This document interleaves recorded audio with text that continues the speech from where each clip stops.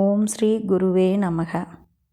ஒரு சமயம் காட்டில் இருந்தபோது பாபா சற்றும் எதிர்பாராத விதமாக குரு தரிசனம் பெற்றார். குரு விளைவித்த அற்புதத்தை கவனத்துடன் கேளுங்கள். சாயியே திருவாய் மொழிந்ததும் பக்தி, ஸ்ரத்தை, முக்தி இம்மூன்றையுமே அளிக்கக்கூடியதுமான மிக அற்புதமான இந்த கதையை கூறுகிறேன் கேளுங்கள் என்கின்றார் ரகுநாத தபோல்கர் ஐயா. அவங்க ஸ்ரீ சாயி சச்சரித்திரம் புத்தகத்தில் அத்தியாயம் 32 குரு மகிமை சாயி திருவாய்மொழி. இந்த அத்தியாயத்தில் தாம் எவ்வாறு தம் குருவை தரிசனம் செய்தார் சாயி என்ற விவரத்தை சாயியின் திருவாய்மொழி மூலமாகவே வெளிவந்தவாறு சொல்கிறேன், கவனத்துடன் கேளுங்கள்.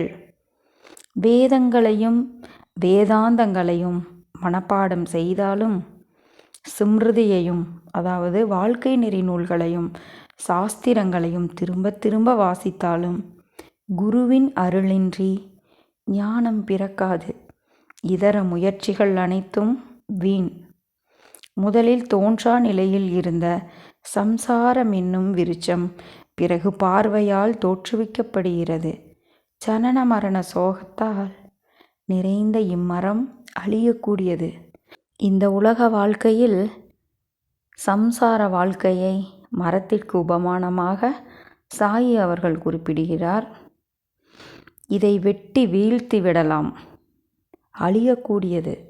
ஆகவே மரம் என்று அழைக்கப்படுகிறது. இது ஒரு சமயம் தோன்றா நிலையிலிருந்து பின்னர் தோற்றுவிக்கப்பட்ட உலகியல் வாழ்க்கை. ஆகவே விஸ்தாரமான மரம் இதற்கு உவமையாக சித்தரிக்கப்படுகிறது. இப்பொழுது கண்களுக்கு புலப்பட்டு பின்னர் அழியக்கூடிய இந்த சம்சார விருட்சத்தின் வேர்கள் மேலே இருக்கின்றன. அபாரமான கிளைகளின் எண்ணிக்கையும் வியாபகமும் கற்பனைக்கு அப்பாற்பட்டது. ஒவ்வொரு கணமும் இந்த மரம் மேலும் மேலும் கிளைகளை விட்டுக்கொண்டே விரிந்து கொண்டே போகிறது.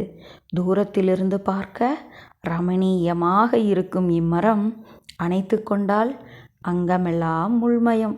வாழ்க்கையில் உலக வாழ்க்கையில் ஏற்படுகின்ற பிரச்சனைகளை குறிப்பிடுகிறார். வாழை தண்டை போல் இம்மரம் வைரம் இல்லாதது. ஆசைகளும் ஏக்கங்களும் ஆகிய தண்ணீரை விட்டு வளர்ப்பவர்களை கெட்டியாக பிடித்து கொள்ளும் கானல் நீர். கந்தர்வ நகரம். அஞ்ஞானத்தால் செய்யப்பட்ட தீவினைகளால் விளைந்ததும் தோன்றா நிலையில் விதையுள் மறைந்திருப்பதும் பௌதீகமான இருப்பு ஏதும் இல்லாததுமான இம்மரம் ஒவ்வொரு கணமும் ஒவ்வொரு குணத்தை ஏற்பது போல் தெரிகிறது. இயல்பாகவே கேடுகளை, அனர்த்தங்களை விளைவிக்கக்கூடிய இந்த மரம் அஞ்ஞானத்தால் பிறந்தது. ஆவல்களும் ஆசைகளும் ஏக்கங்களும் தண்ணீராக மாறி இம்மரத்தை சுற்றி தேங்குகின்றன, செழிப்பூட்டுகின்றன. மனைவி, மக்கள், தனம், தானியம் போன்ற பரிவாரங்களை உடைய இம்மரம் மனிதர்களின் மனதில் உடலே நான் என்ற புக்தியுடன் தன்னை ஒன்றுபடுத்தி கொண்டு அடையாளம் காட்டுவதால் அதையே ஆதாரமாக்கி கொண்டு வாழ்கிறது. சம்சார வாழ்வென்ற இம்மரத்தின் கிளைகள் இந்த சம்சார வாழ்வை, உலக வாழ்க்கையை மரம் என்கின்றார். சம்சார வாழ்வென்ற இம்மரத்தின் கிளைகள் சகலமான பிராணிகளின் லிங்க பேதத்தால் ஆண் பெண் பேதம் விளைந்தவையே. கர்ம வாசனைகளும் பந்தங்களும் ஆகிய கீழ்நோக்கி வளரும் விழுதுகளால் தாங்கப்பட்டு இம்மரம் பறந்து விரிந்து செழிக்கிறது. ஸ்ருதி, சிம்ருதி ஆகிய இலைகளால் மூடப்பட்டு ஐம்புலன்களாகிய கொழுந்து விட்டு வளரும் இளம் தளிர்களால் செழிப்புற்று யாகம், தானம் போன்ற சடங்குகளாகிய மலர்கள் பூத்து குலுங்கும் இம்மரம் இரட்டை சுழல்களினும் அதாவது இன்பம், துன்பம், வெப்பம், குளிர் ஆகிய சாறுகள் நிறைந்தது. இம்மரத்தின் பழங்களுக்கு கணக்கே இல்லை. சகலருக்கும் இம்மரமே பிழைக்கும் வழியாகிவிட்டது. பூலோகத்திலும் புவர்லோகத்திலும் இம்மரம் இல்லாத இடமே இல்லை. சில சமயங்களில் பாட்டும் கூத்தும் வாத்திய இசையும், சில சமயங்களில் விளையாட்டும் சிரிப்பும் அழுகையும், இவ்வாறே இந்த மிக பழமையானதும் தலைகீழானதுமான அரசமரம் உருவத்தை ஏற்றுக்கொண்ட பிரம்மத்தின் மாயையால் விளைந்த இம்மரத்தை பற்றற்ற மனப்பான்மை என்னும் கோடாரியால் வெட்டி வீழ்த்திவிடலாம். சத்பாவமே இதற்கு மூலாதாரம் என்றும் ஜோதியே இதன் சுபாவம் என்றும் அறிக. பிரம்மமே சத்தியம், சர்வாதாரம். இவ்வுலகம் சொப்பனத்தை போன்றதொரு மாயை. இவ்வுலகத்திற்கு ஆரம்பமும் இல்லை, முடிவும் இல்லை, ஆதாரமும் இல்லை. இந்நிலையில் அது தன்னைத்தானே எப்படி காப்பாற்றிக் கொள்ள முடியும்? பற்றற்றவர்கள் எதையடைய பலமாக முயற்சி செய்கிறார்களோ, ஞானிகள் எதன் மீது காதல் கொள்கிறார்களோ, மோட்ச நாடிகள் எதை தேடுகிறார்களோ, சாதகர்கள் எதை நாடுகிறார்களோ, அதை அடைய விரும்புபவர்கள் ஞானிகளின் பாதங்களில் சரணடைந்து குதர்க்கத்தை வேருடன் களைத்தெறிந்து விட்டு அவர்களுடைய சொற்படி நடக்க வேண்டும். ஒரு ஞானியோட பாதங்களை சரணடைவதே இந்த உலக துன்பங்களுக்கும் இந்த ஜென்மத்தை கடை தேற்றுவதற்குமான ஒரே கடைமுடிவான வழி. அவர்களோட சொற்படி நடக்க வேண்டும். மேலும் மனதின் தாவல்களை மூட்டை கட்டி வைத்துவிட்டு புக்தியின் சாமர்த்தியத்தையும் போலி ஞானத்தையும் ஒதுக்கி வைத்துவிட்டு சங்கத்தை விடுத்து, நான் இதை சார்ந்தவன், அதை சார்ந்தவன், இந்த சடங்கு, இந்த சம்பிரதாயம் ஆகியவற்றை பற்றற்று குரு பாதங்களையே லட்சியமாக கொள்ள வேண்டும். குதர்க்கத்தை முழுமையாக உதறி தள்ளுக. இல்லையெனில் அது உங்களை வழி மடக்கும். கர்வத்தை காலால் மிதித்து நாசம் செய்க. அதன் பிறகே அட்கரை சேர முடியும். இப்பொழுது பாபாவே சொன்ன சிறப்பானதொரு கதையை கேளுங்கள். குருவின் திருவாய் மொழியான இவ்வமுதத்தை அருந்தி பரமானந்தத்தை அடைக. சாயி அவர்கள் அவரோட குருவிடம் பெற்ற ஞான அனுபவத்தை அவர் சாதகராக ஏதோ ஒரு ஜென்மத்தில் இருந்த போது ஏற்பட்ட ஒரு அனுபவத்தை உருவக கதையாக இங்கு குறிப்பிடுகிறார். சாயியின் திருவாய் மொழியாக வெளிவந்த உருவக கதை இங்கு ஆரம்பம். ஒரு சமயம் நாங்கள் நால்வர் ஏற்கனவே போதிகளையும் புராணங்களையும் படித்து ஞானம் பற்றி தெரிந்திருந்ததால் பிரம்ம, அதாவது முழுமுதற் பொருள் நிரூபணம் செய்ய ஆரம்பித்தோம். எங்களில் ஒருவர் கீதையிலிருந்து ஒரு ஸ்லோகத்தை மேற்கோள் காட்டி, அதாவது முதலாம் அவர், ஒருவன் தன்னுடைய முயற்சியாலேயே தன்னை உயர்த்தி கொள்ள வேண்டும், இதற்காக வேறொருவரையும் சார்ந்து இருத்தல் தகாது என்று வாதம் செய்தார். அவருக்கு மற்றொருவர் பதிலளித்தார், யாருடைய மனம் அவருக்கு அடங்கி இருக்கிறதோ அவரே பாக்கியசாலி. ஆகவே தன்னை தவிர வேறெதுவும் இவ்வுலகில் இல்லை என்றறிந்து சங்கல்பங்களையும் விகல்பங்களையும் சூன்யமாக்கிவிட வேண்டும் என்கின்றார். மூன்றாம் அவர் சொன்னார், எல்லாமே அழியக்கூடியன, மாறுதல் அடைந்து கொண்டே இருக்கும். மாறுதல் ஏதும் அடையாததே அழியாதது, அதாவது நித்தியம். ஆகவே நித்தியம் எது அனித்தியம் எது என்ற சிந்தனையை எப்பொழுதும் செய்து கொண்டிரு என்கின்றார். நான்காம் அவர் புத்தக ஞானத்தை ஏற்றுக்கொள்ளவில்லை. இந்த நான்காம் அவர்தான் நமது சாயி. சாஸ்திர விதியின்படி வாழ்க்கை நடத்தி மனம், பேச்சு, உடல், பஞ்ச பிராணன்கள் அனைத்தையும் குரு பாதங்களில் சமர்ப்பணம் செய்து விடுவதையே நம்பினார். குருவே இவ்வுலகின் உள்ளும் வெளியும் பரவியிருக்கும் நகரும் நகரா பொருள்களில் உறைந்திருக்கும் இறைவன். இன்று மனதுள் நிர்தாரணம் செய்வதற்கு ஆழமானதும் அசைக்க முடியாததுமான விசுவாசம் அவசியம். வெறும் சாஸ்திர நிபுணர்களையோ வாதத்தில் மட்டும் வல்லவர்களையோ எதையும் உரித்து பார்த்து ஆராய்ச்சி செய்பவர்களையோ சொப்பனத்தில் கூட ஞானத்தை அடைய முடியாது. இங்கு தேவையானது சுத்தமான விசுவாசமுள்ள பக்தனே. இவ்வாறு சாயி நான்காம் அவர் குறிப்பிடுகிறார். சாஸ்திரங்களோட புத்தகங்களை படித்துவிட்டு வாதத்தில் எப்படி வேண்டுமானாலும் பேசி ஜெயித்து விடலாம். என்ன பயன்?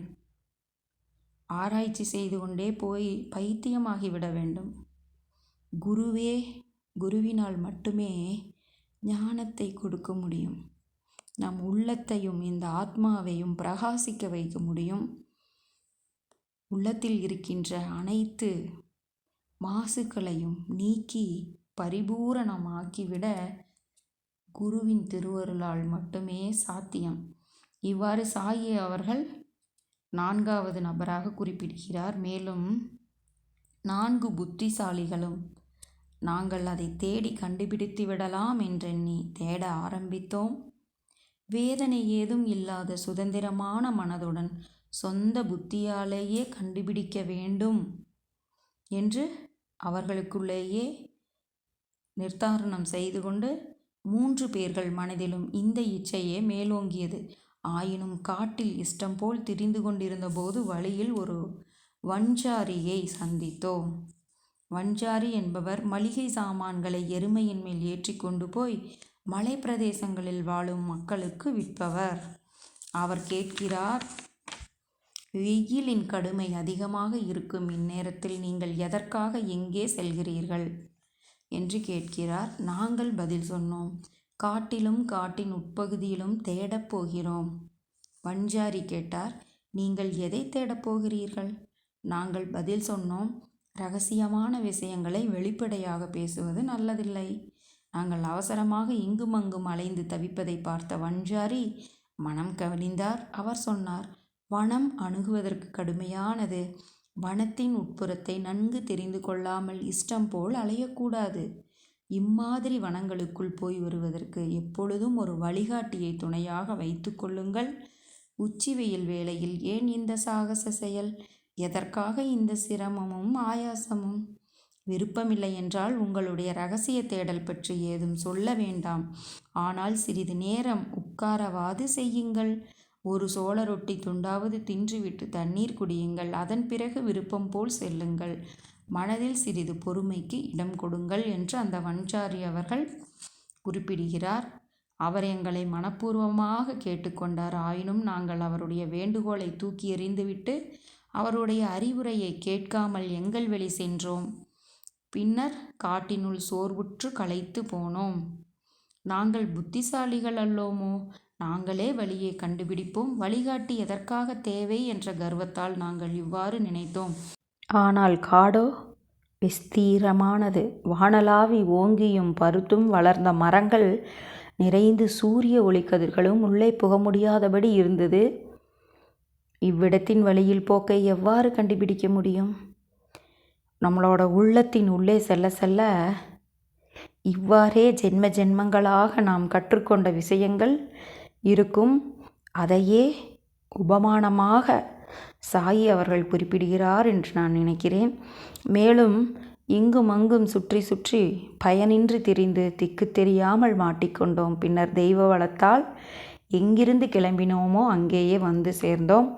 தெய்வம் எங்களை வந்த வழியே திருப்பி அனுப்பியது.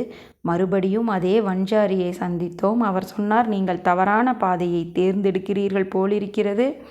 சில சமயங்களில் புத்தியின் சாதுர்த்தியம் செல்லுபடியாவதில்லை. எடுத்த காரியம் சிறிதாக இருப்பினும் பெரிதாக இருப்பினும் வழிகாட்டுவதற்கு ஒருவர் தேவை. மேலும் வெறும் வயிற்றுடன் எதையும் கண்டுபிடிக்க முடியாது. புத்தியும் மிரண்டு போய் தடுமாறும். இறைவனால் திட்டமிடப்படாது நீங்கள் வழியில் யாரையும் சந்திக்க முடியாது. ஆகவே கொடுக்கப்பட்ட அன்னத்தை நிராகரிக்க வேண்டாம். உணவு தட்டை ஒருபோதும் கையால் ஒதுக்கி தள்ளாதீர். உன் என்று வேண்டி யாராவது ஒரு சோள ரொட்டி தொண்டு அளித்தால் அதை உங்களுடைய காரியத்தை இடையூறின்றி முடித்து கொடுக்கும் சுபசகுனமாக கருதி ஏற்றுக்கொள்ளுங்கள்.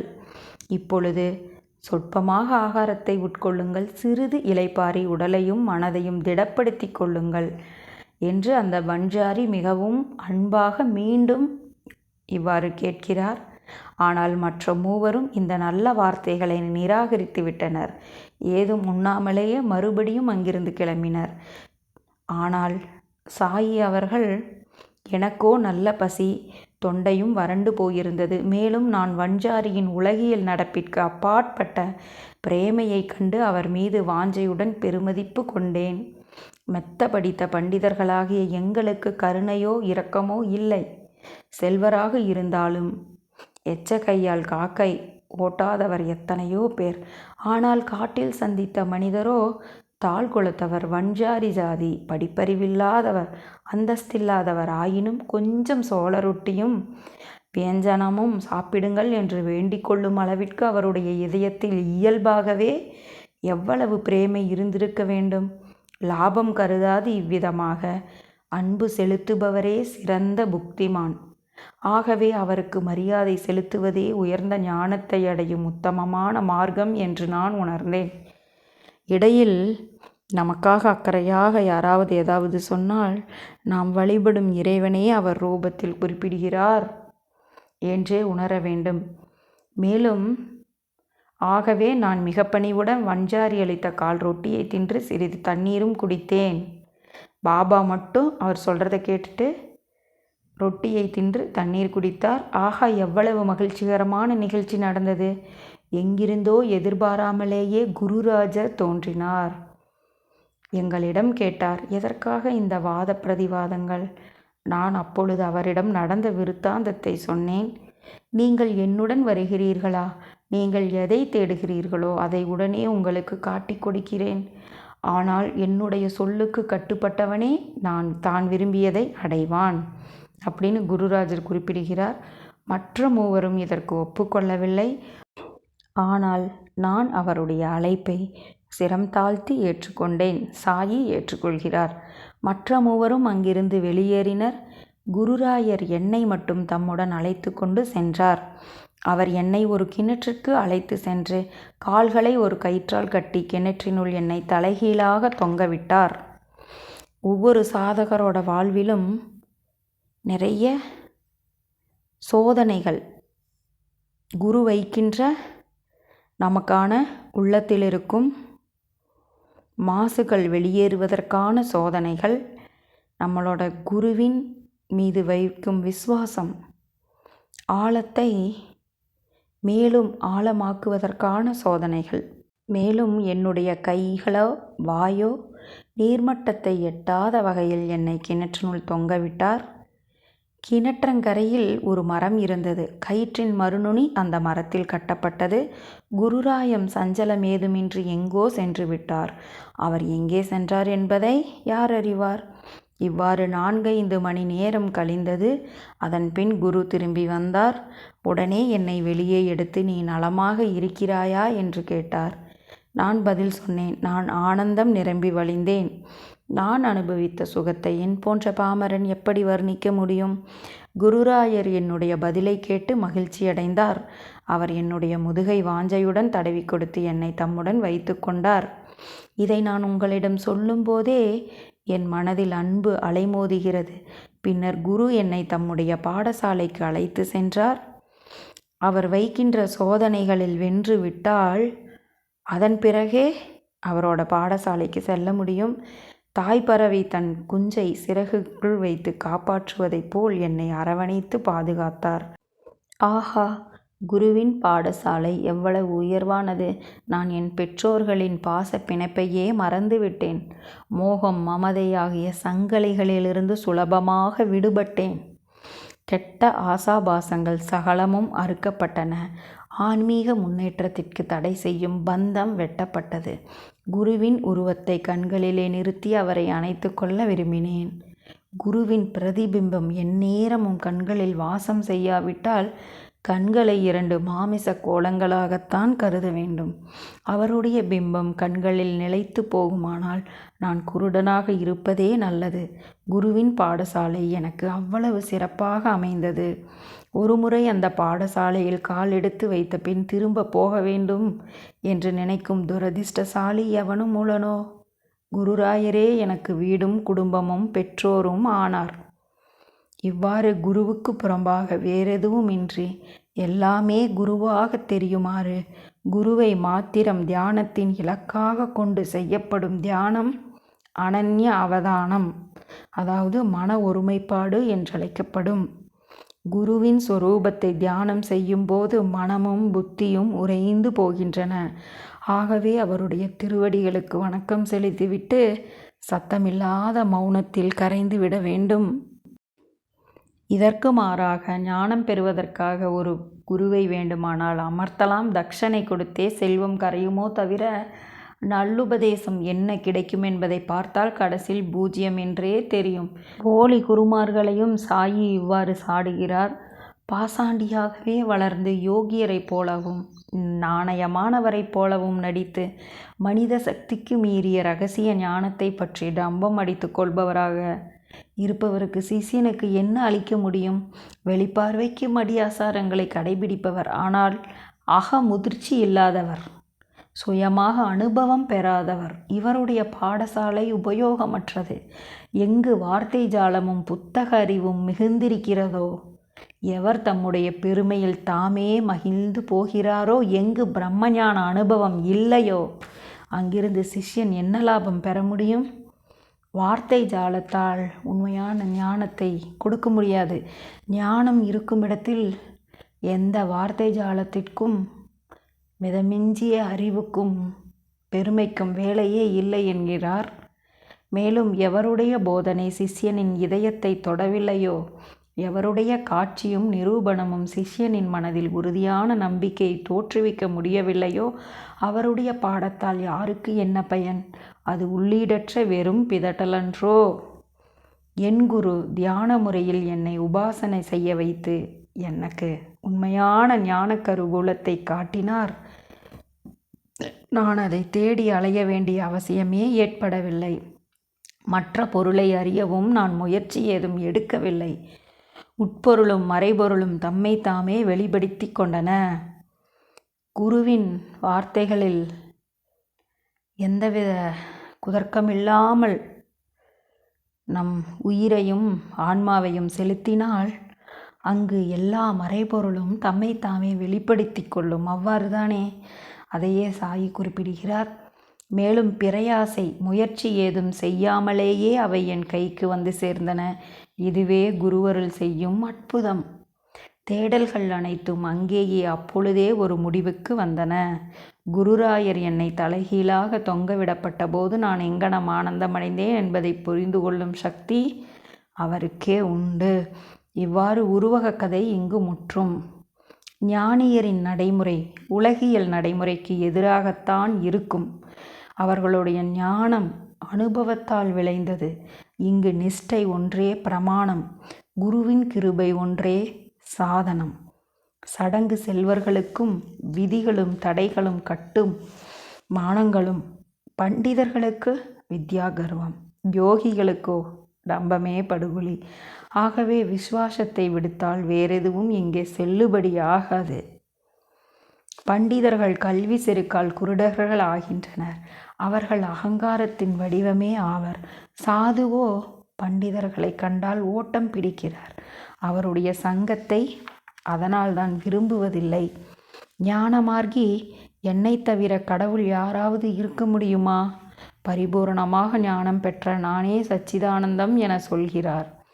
ஆனால் பக்தி மார்க்கத்தில் செல்பவர் அவருடைய அன்பான பக்தி விசேஷத்தால் தம்முடைய ஞானத்தை பறைசாற்ற மாட்டார். அவர் தம்முடைய உடலையும் மனதையும் செல்வத்தையும் சுவாமியிடம் சமர்ப்பித்து விடுகிறார். அவர் தம்மையும் தம்மிடம் இருப்பதனைத்தையும் சுவாமியிடம் ஒப்படைத்து விடுகிறார். ஆனால் ஒரு பக்தரோட மனநிலை எவ்வாறு இருக்குமென்றால், என்ன நடக்கிறதோ அது இறைவனின் ஆணைப்படியே நடக்கிறது. அவரே தூக்கி விடுகிறார், அவரே தள்ளியும் விடுகிறார், அவரே சண்டையிடுகிறார் அல்லது மற்றவர்களை சண்டையிட வைக்கிறார். அவரே காரியங்களை செய்பவரும் செய்ய வைப்பவரும் ஆவார். செயல்புரியும் அதிகாரத்தை சுவாமியின் கைகளில் ஒப்படைத்துவிட்டு பக்தன் அடியாருக்கு அடியேன் என்ற ஸ்பாவத்தை சுவீகரித்து கொள்கிறான். பக்தன் எப்பொழுதும் சுவாமியின் குருவின் ஆதீனத்தில் வாழ்கிறான். அவனுக்கென்று தனியாக இருப்பு ஒன்றும் இல்லை. இவ்வாறு அந்த 4 புத்திசாலிகளும் அவர்கள் எதை தேடினார்களோ அது இதுவரை வெளிப்படவில்லை. விளக்கமாக சொல்கிறேன், கேளுங்கள். அவர்கள் அனைவரும் கணப்பாடிகள், அதாவது வேத படிப்பின் உச்சநிலை சடங்கு செல்வர்கள். தங்களுடைய பாண்டித்தியத்தை பற்றி உள்ளூர கர்வம் கொண்டிருந்தனர். புத்தக அறிவை பீத்தி கொண்டிருந்த போது இறைவனை பற்றிய பேச்சு எழுந்தது. எந்த திட்டத்தால், எந்த வழியால், எந்த யுக்தியால் நம்முடைய அவங்களோட பாண்டித்தியத்தை உபயோகிக்கலாம்? அகங்காரம் சடங்கு செல்வராகும் பொழுது அங்கே அகங்காரம் வந்து விடுகிறதல்லவா. இறைவனை எவ்வளவு சீக்கிரம் முடியுமோ அவ்வளவு சீக்கிரமாக பேட்டி காண வேண்டும் என்பதே அவர்களின் நோக்கம். என் ஸ்ரீசாயும் அந்நால்வரில் ஒருவர், பரபிரம்மமேயானவரும் வைராக்கியமும் விவேகமும் உருவெடுத்து வந்தவருமான சாயி எதற்காக இந்த விவேகமற்ற செயலை ஏற்றுக்கொண்டார்? கதை கேட்பவர்கள் இந்த சந்தேகத்தை எழுப்பலாம். இதனைத்தும் உலக மக்களுக்கு போதனை செய்வதற்காகவும் அவர்களுடைய நன்மைக்காகவுமே செய்யப்பட்டது. பக்தர்களை உத்தாரணம் செய்வதற்காகவே வந்த பாபாவை இச்செயல் எப்படி மாசுபடுத்த முடியும்? தாமே ஒரு அவதாரியாக இருந்தும் வஞ்சாரிக்கு மரியாதை செலுத்தினார். அன்னம் பிரம்மம் என்பதை நிர்தாரணம் செய்யும் வகையில் அவர் அளித்த உணவை உண்டார். அதே சமயம் சமர்ப்பிக்கப்பட்ட உணவை நிராகரித்து அவமானம் செய்தவர்கள் கேடுறுகிறார்கள் என்பதை காண்பித்தார். பண்டிதர்களின் கதையை மேற்கொண்டு சொல்லி குருவின்றி எவரும் ஞானம் பெற இயலாது என்பதை விளக்கினார். தாய், தந்தை, குரு இவர்களிடமிருந்து பாடம் பெறாமல் தர்ம வழி பற்றிய ஞானத்தை பெற முடியாது.